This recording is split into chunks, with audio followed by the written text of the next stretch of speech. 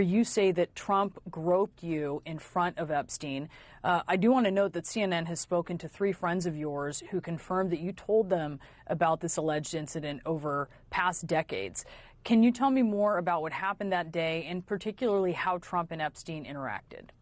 Yeah, and before I get into the details of what happened, which, obviously I told you guys and I've shared with multiple outlets, the specifics of the assault that happened, I want to point out that I was polygraphed before I did all this by one of the most renowned examiners in the world. Michael Wolff has hundreds of hours of interviews with Jeffrey Epstein where Jeffrey confirmed to Michael what the two of them did to me long before I came out and told you all of this. So those are 2 critical data points that you need to have, and now I'll walk you through what happened. I was dating Jeffrey.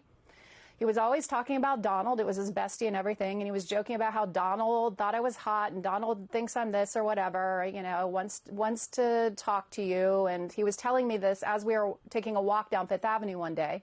And he said, let's stop in and see him at his offices. So we went up to his office in Trump Tower. And within a couple of minutes, Donald was outside of his door. And his hands were all over me. They were on my breasts, they were on my butt, they were on, my hips, up and down, while the two of them just kept having a normal conversation. I don't remember exactly what was in the conversation. Again, this was, we're talking this is 93 now. It was something about, it was irrelevant. It was like, oh, Stacey's career's on fire. She just did Sports Illustrated again, blah, blah, blah, blah, blah. And they were back and forth, smiling and grinning and carrying on a conversation while Donald ran his hands all over me.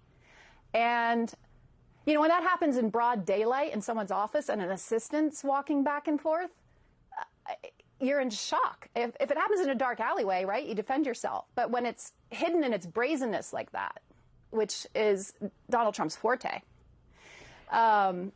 you go into shock. So I froze, and it was over and very quickly. It was a few minutes. And then we got back in the elevator, and Jeffrey's energy had changed. He was like seething. He was enraged. He wouldn't make eye contact with me.